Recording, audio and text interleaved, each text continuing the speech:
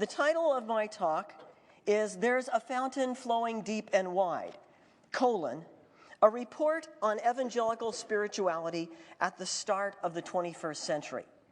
So, it sounds pretty good. Point one, there is a fountain flowing. That's the first point. There actually is a fountain flowing. In 1988, when I was a student at Gonzaga University, back in 1988, as a graduate of Trinity Evangelical Divinity School and feeling staunchly evangelical at that point in time, I thought, here I am at a Roman Catholic university, and I'm getting a master's in spirituality. I may be cutting my academic neck off to get a degree in such a thing from a progressive Catholic university. And I didn't know what was, what I should be doing. I said, I need to find out a bit more, because all I was studying back then, all they gave me to study was, John of the Cross and Teresa of Avila and Thomas A. Kempis, and these other folks. And I said, well, gosh, is there anything in the evangelical tradition? I need to reappropriate my own tradition a little bit. And so that was the beginning of my research of kind of what I'm going to bring a little bit for you today. And I divided my paper. I wrote a paper for a class that I was doing in my master's work, and I titled it American Evangelical Spirituality, an Introduction. And in that paper, I did three things. One, I did a little bit on the heritage of American evangelical spirituality, and then I did something on the present-day status of American evangelical spirituality, and then the third thing I did was a little bit of a projection into the future. And when I got to the status part, the middle section, what I did was I did a survey. I sent this little letter out to Southern Baptist Seminary, Dallas Theological Seminary, Trinity Evangelical Divinity School, Fuller Seminary, Gordon Conwell, Westminster, Southeastern Baptist, Asbury, University of Dubuque, Eastern Baptist, Denver Seminary, Friends University, Moody Bible Institute, Wheaton, Regent, and maybe a couple more that weren't on my list. So I sent this letter to all of them, and there was a number of questions. Basically, it had to do with what do you do in the area of spirituality? And I kind of gave definitions, classes on prayer, special books that you recommend, do you do anything in your advisee groups? Is there any formation process? Blah, blah, blah, blah. That's the kind of thing I did in the survey. And every one of them wrote me back. And so I now have a document. I've documented 15 institutions in 1988. And so today, I'd like to give you an update, from what happened in 1988 to where things are at today. And my comment is, there is a fountain flowing. In 1988, there were no classes on, there were 10 classes on the Holy Spirit. Most of them were in the theology department out of these 15 institutions. There were 9 classes on prayer that were taught. There were an introduction seminar either to spiritual growth or what was it called, like the maturing of a pastor. There were 4 classes in these 15 institutions. Among them, spiritual direction, there were 5 classes. And those were the sum total of classes related to spirituality that were taught in these evangelical institutions. And I chose those evangelical institutions, by the way, because those were the only ones that I could conceive of having classes in Christian spirituality-related stuff. Today, well, you could probably pick 150 evangelical seminaries that would have classes in Christian spirituality today. And courses, I didn't do the documentation on these. I mean, this is more by guess, but it's an explosion. You have entire departments now that cover these sorts of things. At least 100 different classes that are taught, of one sort or another. Histories, prayer, formation, disciplines, direction, dynamics. You could just go through these kinds of things. special classes on meditation, or just a wide range of classes that are taught nowadays. In 1988, the seminaries and institutions that taught spirituality were all centered around key figures. Donald Blesh in Dubuque, Richard Foster at Friends University, Glenn Hinson at Southern Baptist, Jim Houston at Regent, Richard Lovelace at Gordon Conwell. These were kind of the key places, and key people happened to be located in these places. In 2010, it's not clustered around figures. There is an established discipline, a field of study.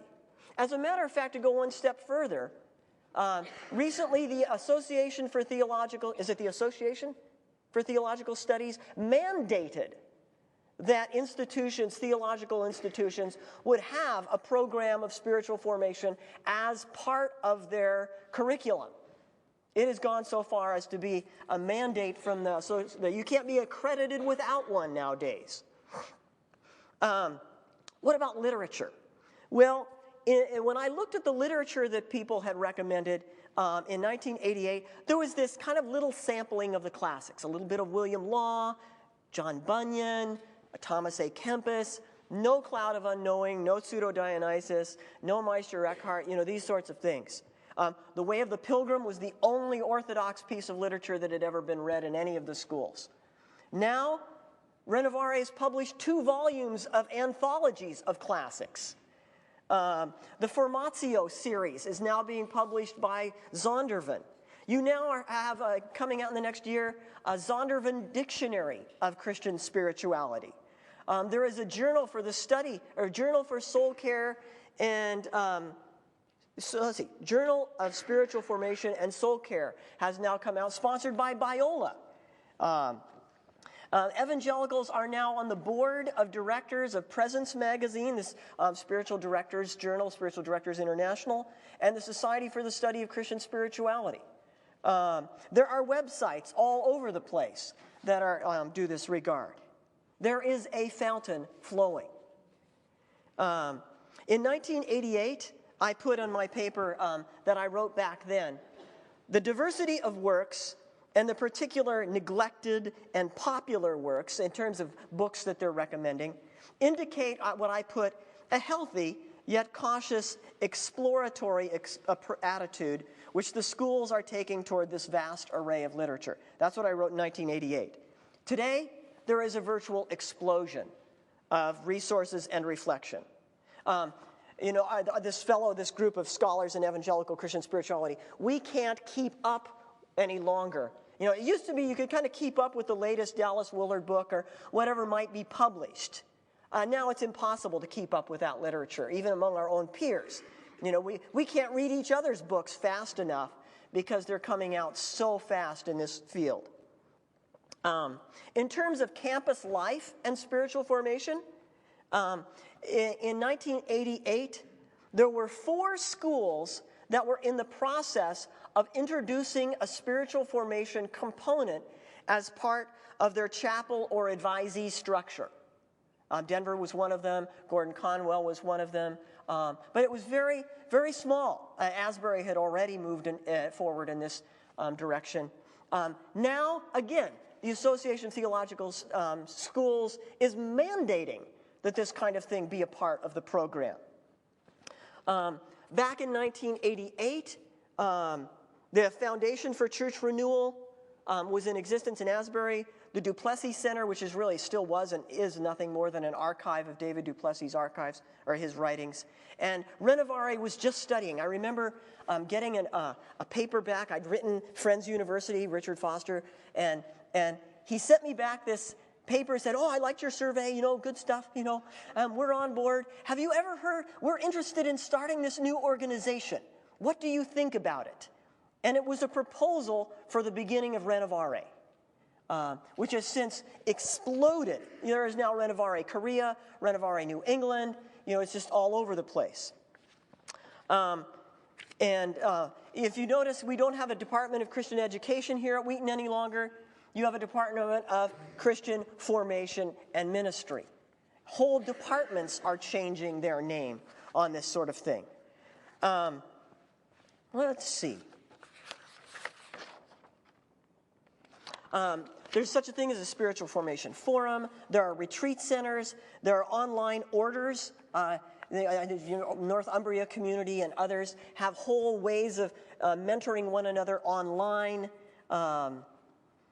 Even in the medical field and others in the business world, spiritual formation is big time. All I'm trying to say is that there is a fountain flowing.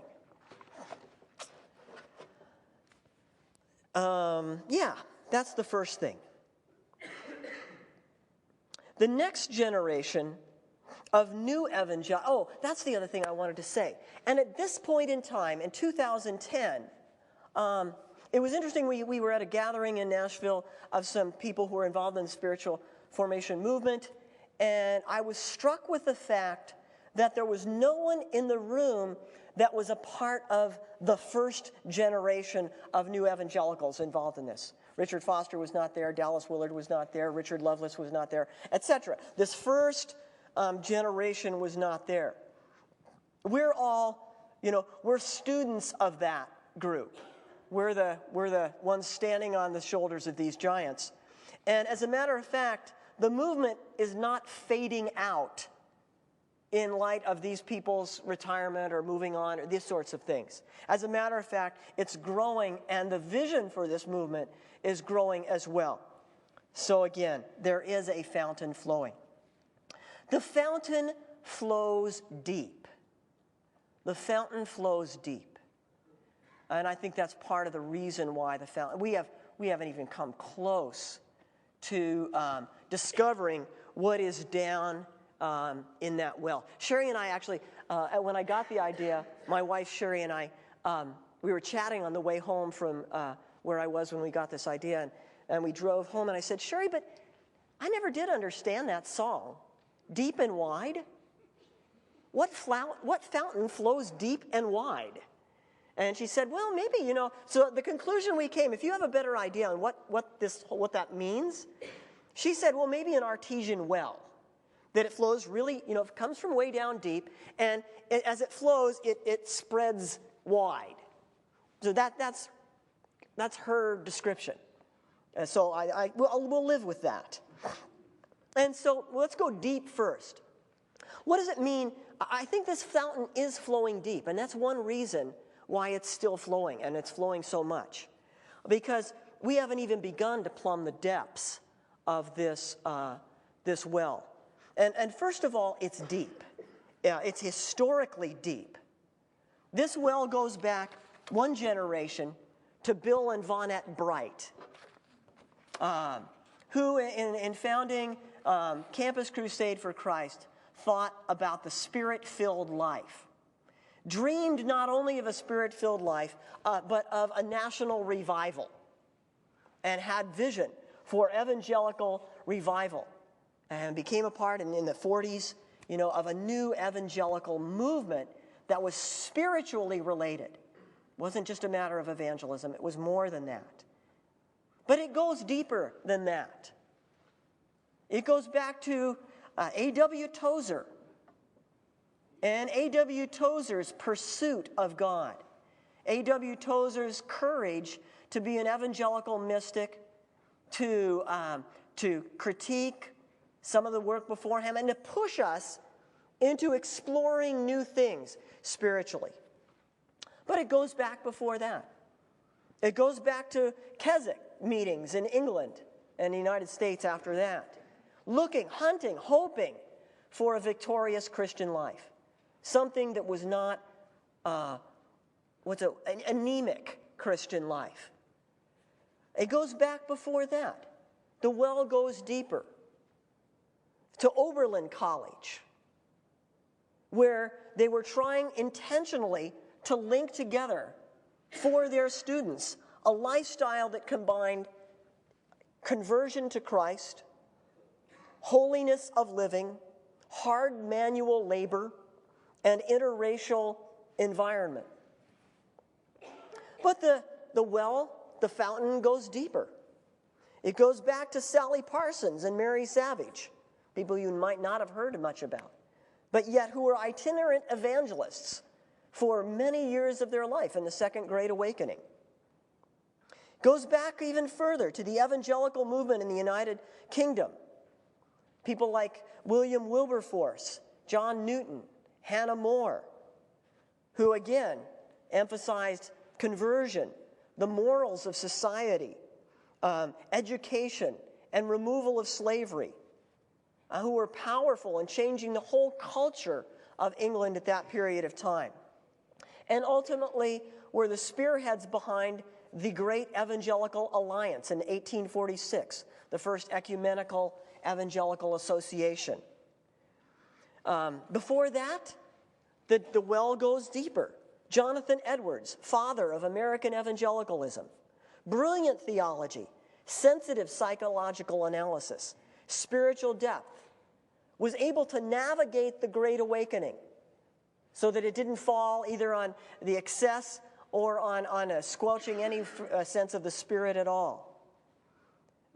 It's the same well that stands behind Zinzendorf and the Moravians and the Great Ecumenical Awakening that brought together Roman Catholics and Hussites and Reformed and Lutherans and Anabaptists, and who all were refugees at various shapes and forms, brought them together into an entire union, and the Holy Spirit fell on them in 1727, and brought an incredible kind of unity that had never happened before.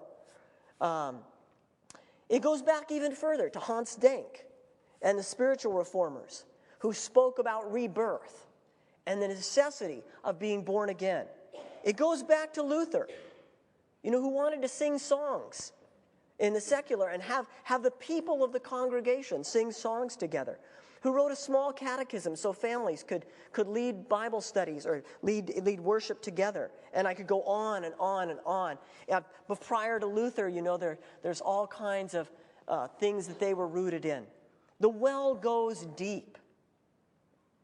The well of lay interest, of Scripture, of faith, of conversion, of ecumenism, of missions, all of these kind of themes.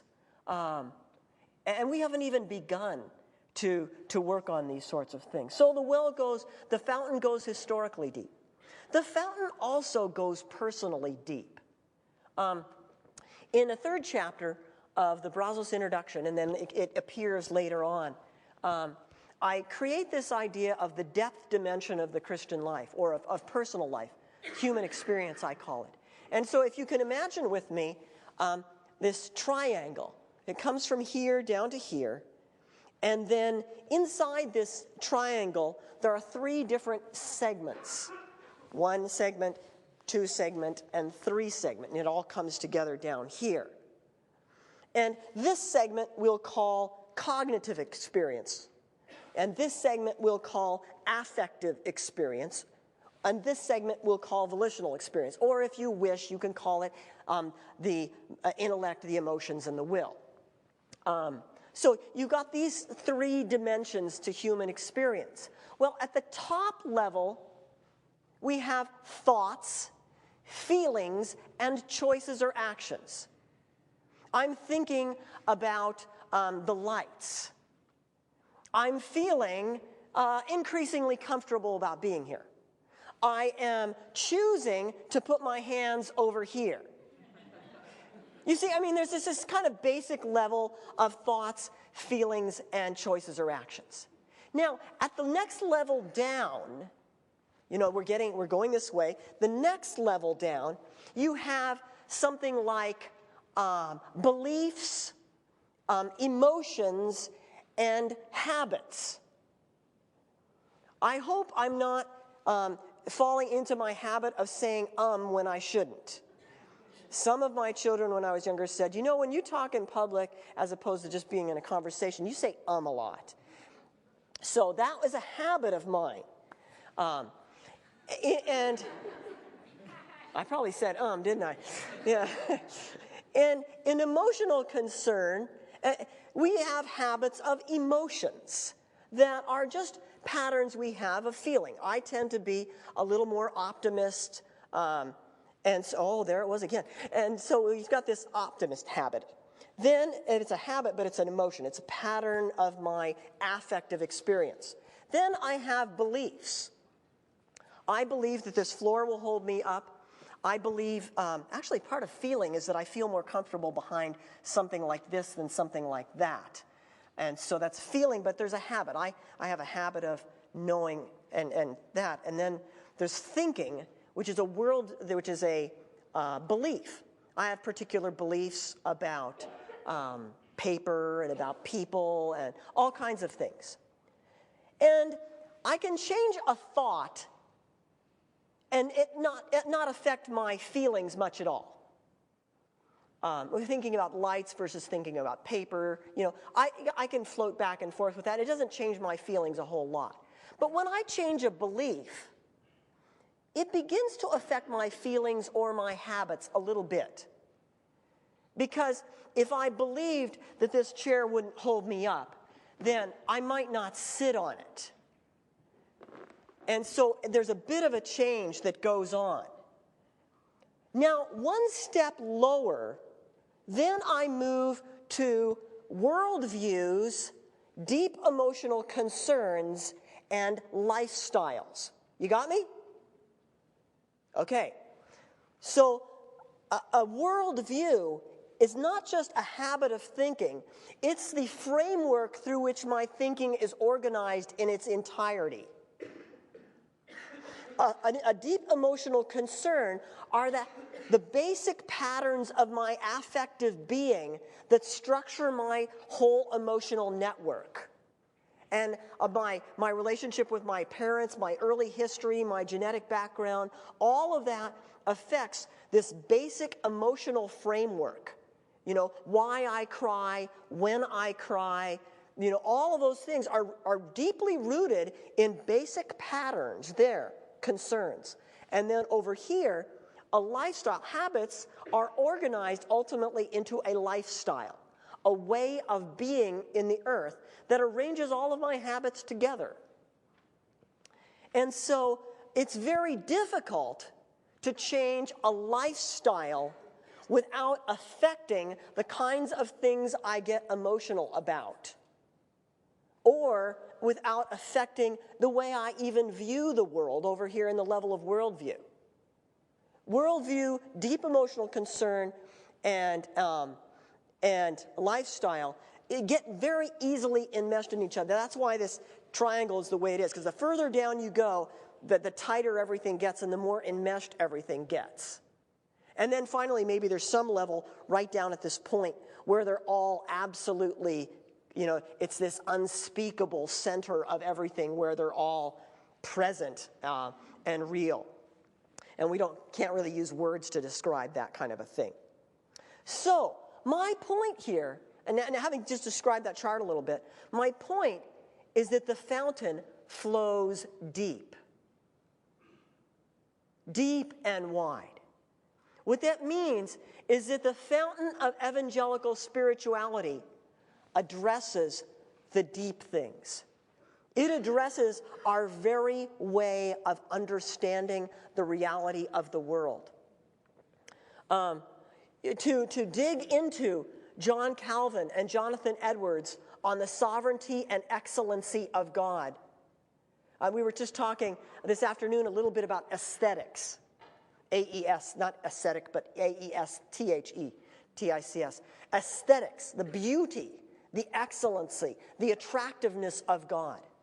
To study the attractiveness, the excellency of God, to study that is to bring one into a worldview that affects one's emotions. That's the whole point of aesthetics. You look at beauty.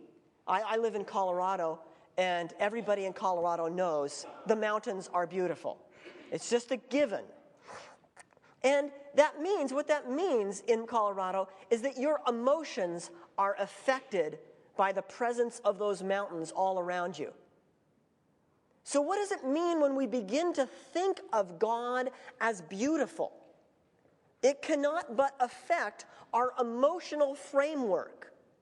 And in fact, if we are converted to God's beauty, which is exactly what Jonathan Edwards thought conversion was about, it is going to affect the depths of the way we interpret life in general. It is a deep thing. And that's just Jonathan Edwards. I haven't begun to describe, what kinds of effect on who we are other people might have. William Law, John Wesley, others, and these sorts of things. So, that's just one thing, the sovereignty of God.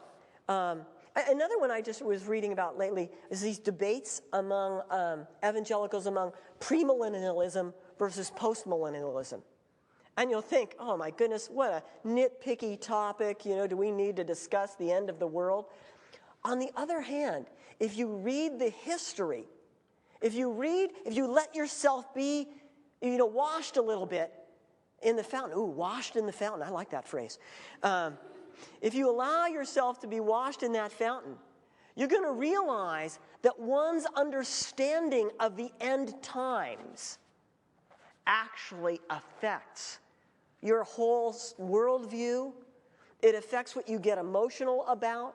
It affects your habits of action. And I've lately personally gone through something about this issue.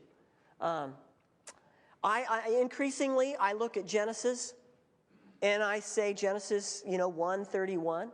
We were put on earth to have dominion, and in Genesis 2:15 to care for the earth. That's, when I read my Bible, that's what we're here for. Well, and then as a matter of fact, when you go over to Revelation, chapter 22:5, well, what do you read? There will be no light, because the light be there. And then it says, and we will reign with him forever and ever. Well, that's interesting. The word reign over here is pretty similar to the dominion over there. So as a matter of fact, God's plan is that we're going to be doing at the end what we were meant to do in the beginning. And that's care for the earth. Well, by golly, when I take care of our garden at home, when Sherry milks our goats, when I empty my crap into the compost toilet and clean it out and put it in our garden, well, I don't put the toilet compost into the garden. I put it somewhere else. But we recycle our crap. Someday I will write a whole book on sin and use only illustrations from our compost toilet. There is some really interesting stuff. But anyway, but it gives me a whole new view of my relationship with nature. When I see the eschatological consequences of my activity. And when you deal with this in terms of the history of evangelical spirituality, it's profound. It's really profound. That's thought. Now, feelings. Are there feelings, the personal depth in our emotional concern? You cannot possibly begin the practice of Puritan self-examination without allowing yourself to be touched at the depths. There is a seeking of God, a pursuit, a wrestling with. Don was talking today about the holiness movement. Even in his own lifetime, some of his friends, they would go to the mountains and they would travail, was the word, travail over their own sanctification. How in the world can we possibly travail over our own sanctification without allowing it to touch us at the depths? Not just shallow thoughts, not even habits of life, but to allow our very lifestyles to be touched, without allowing our very emotional core to be hit. I mean, we're talking about a healing ministry at this point in time. That's what it's all about. And then our will. Dallas Willard uses this phrase, and now other people following him: vision, intention, and means. And it struck me in reading some of the literature from the Keswick movement. And by the way, Wheaton has quite a history of connection with the Keswick movement in its beginnings. So ask somebody about that. And this idea in the Keswick movement about consecration. There's this idea of consecrating ourselves to God. And when I read the literature about consecration, in the Keswick movement, what I'm thinking is that they are trying to get at intention. Frankly, Dallas Willard, of the whole vision intention means, he spends the least amount of time dealing with intention. And yet, here is a tradition in evangelical spirituality that has thought long and hard about what consecration really means. So interesting stuff. To allow ourselves to go to the roots of our own intention and to make a commitment. The same way in the evangelical tradition in England, where they're Anglicans, preparation for baptism and the recommitment of our baptismal vows. Very solid thing. This is called consecration. So, historically deep, personally deep, thought, emotion, will, hitting us where they all come together at the root. Have you been converted? I want you to be converted. I want your minds to be converted so you think like Jesus. I want your emotions to be converted so you ever more feel the way Jesus feels about things.